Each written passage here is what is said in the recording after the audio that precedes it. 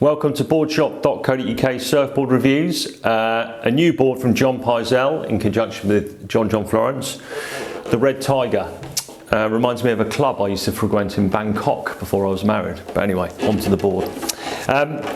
It's an all-roundy type hybrid, a stretched out version of his White Tiger groveler, and it's a really usable fun board for a wide range of surfers in a wide range of conditions. Let's have a little look through.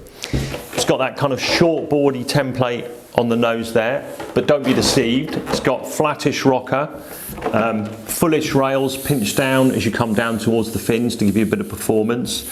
Enough volume under the in the deck there to make sure you're going to catch loads of waves. And then a relatively subtle single running into a double concave which deepens through the fins. So what that does is give it bursts of acceleration to cope with those flat sections in the wave and make sure you got a bit of performance under you. There's a nice subtle hip here as well as it pulls into the fins. That gives you a pivot point on the board. So if you're in more performancey conditions, surfing on your back foot, you've got the hip allows the board to turn more easily and push into turns, and also helps carry speed through. And then the standard kind of squash tail, blocky squash tail, which again makes the board adaptable, easy-ish to turn, but helps carry that speed. Where does it sit in the Pyzel range?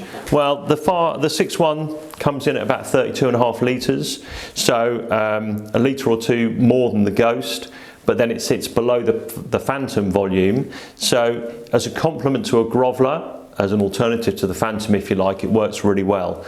It's a little bit more user-friendly I think than the Phantom, given the lower rocker and the layout of where the foam is in the board and how the rails work. So as a board for everyday surfing, in anything from kind of thigh to head high, the Red Tiger is a really good fun option. There's enough rocker out through the nose there to make sure the board turns.